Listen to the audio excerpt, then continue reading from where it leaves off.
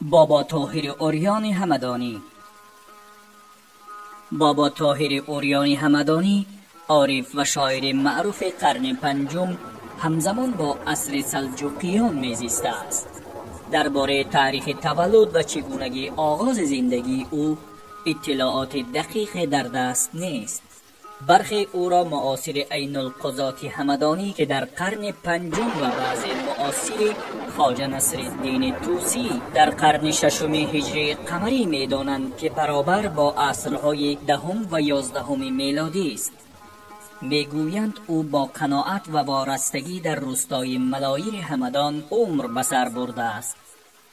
پاکی درون و خودسازی او در اشعار و دو بیتی‌هایش به طور واضح قابل مشاهده هستند. ابن راوندی در کتاب خود از منابع تاریخی عصر سلجوقیان گزارش از دیدار بابا طاهر با سلطان طغرل سلجوقی ارائه می‌دهد که در آن ملاقات سلطان سلجوقی وی را مورد احترام و کرامت قرار می‌دهد و تأثیر قابل توجه از بابا طاهر می‌گیرد. راوندی شرح داستان را چنین آورده است: شنیدم که چون سلطان طغرل بیگ به همدان آمد، از اولیا 3 پیر بودند: بابا طاهر، بابا جعفر و شیخ همشا که در کوه در همدان ایستاده بودند. نظر سلطان بر ایشان افتاد. کوکبه لشکر بداشت و پیاده شد و با وزیر ابو نصر پیش آنها آمد. بابا طاهر که شخص شیفتگونه بود او را گفت: با خلق خدا چه خواهی کرد؟ سلطان گفت: آنچه تو فرمایی. بابا طاهر گفت: آن کن که خدای می فرماید. عدل و احسان پیشه کن. سلطان بگریست و گفت: چنین کنم.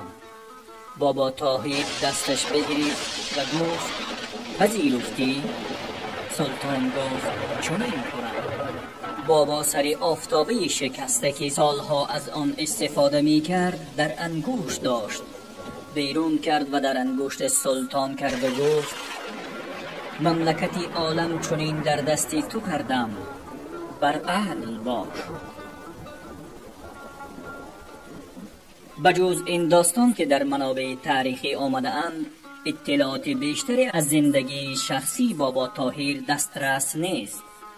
او در 85 سالگی در همدان چشم از عالم پوشید و در همانجا به خاک سپرده شد.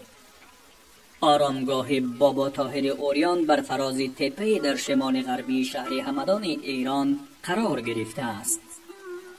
بابا طاهر در طول زندگانی خود لقب یا تخلص‌های زیادی داشت. بابا مشهورترین لقبی وی بود که آن را معادل مرشید و پیر می‌دانند. عریان یکی دیگر از لقب‌های بابا طاهر بود که این لقب نشان دهنده دوری جستنی او از علاقمندی‌های دنیوی بود. در برخی از منابع صفت‌های مانند دیوانه، دیوانه فرزانه، شوریده و شیفته را نیز برای بابا طاهر به کار بردند.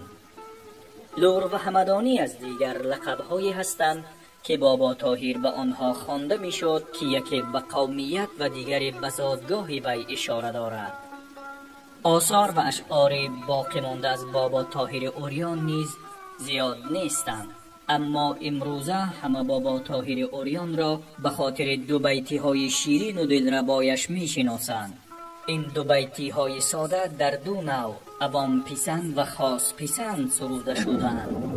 زبان شعر بابا طاهر عریان ساده است و هیچ پیچیدگی در آن دیده نمی شود. او اندیشه های پاک و بی آلایش خود را که از ضمیر جان سوختش برمی آید و صورت روان در شعر خود به کار می برد.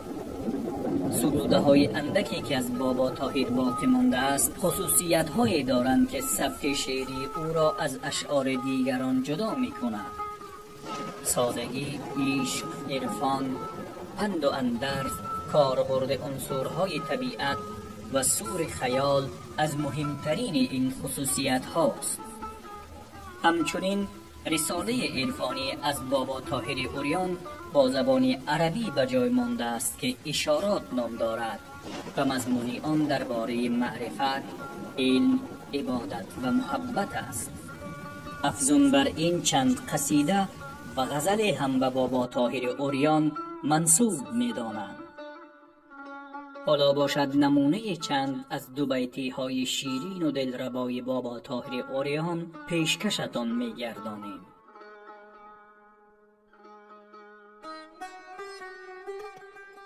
ز دستی دیده و دل هر دو فریاد، که هرچی دیده بیند دل کند یاد. بسازم خنجر نیشش ز فولاد، زنم بر دیده تا دل گردد آزاد. من رندم که نامم بی قلندر، نه جان دیرم نه مان دیرم نه لنگر. چو روج آیو بگردم گرد گیتی، چو شو آیو به خشتی وانهم سر. عزیزا کاسه چشمم سرآید، میانی هر دو چشمان جای پاید. از آن ترسم که غافل پا نهی تو، نشیند خار مژگانم به پایت. یکی درد و یکی درمان پسندد، یکی وصل و یکی هجران پسندد. من از درمان و درد و وصل و هجران، پسندم آنچه را جانان پسندد. شبی تاریک و سنگستان و مو مست، قدح از دست مو افتاد و نشکست. نگه دارنده اش نیکو نگه داشت، وگرنه صد قدح نفتاده بشکست. الهی گردنی گردون شود خورد، که فرزندان آدم را همه برد. یکی ناگه که زنده شد فلانی، همه گویند فلان ابن فلان مرد. اگر زرین کلاهی عاقبت هیچ، اگر خود پادشاهی عاقبت هیچ. اگر ملک سلیمانت ببخشند، در آخر خاک راهی عاقبت هیچ.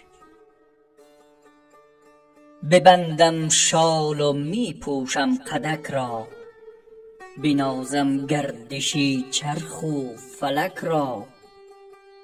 بگردم آب دریاها سراسر، بشویم هر دو دستی بی نمک را. نمیدانم دلم دیوانه کیست، کجا آواره و در خانه کیست. نمیدانم دل سرگشته مو، اسیر نرگسی مستانه کیست.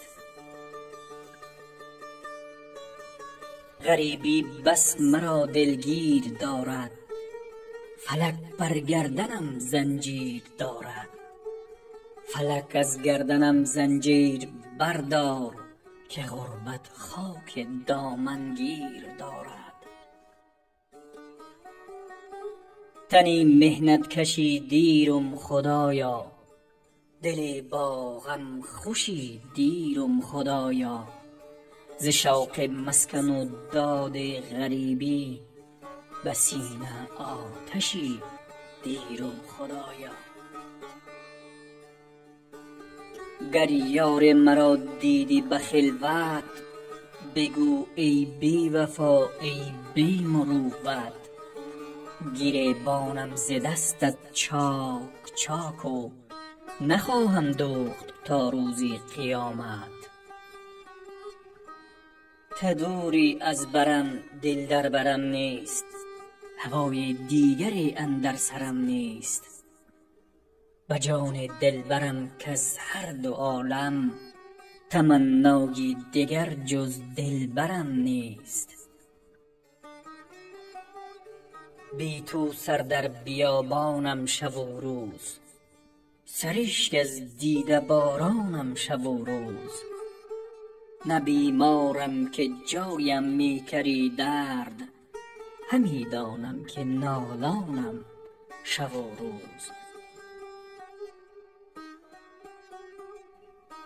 غم و درد مو از عطار واپرس، درازی شب از بیمار واپرس. خلایق هر یک 100 بار پرسند، تو که جان و دلی 1 بار واپرس. دو چشمانت پیاله پر ز می بی، خراج ابروانت ملک ری بی. همه وعده کری امروز و فردا، نمیدانم که فردای تو کی بی.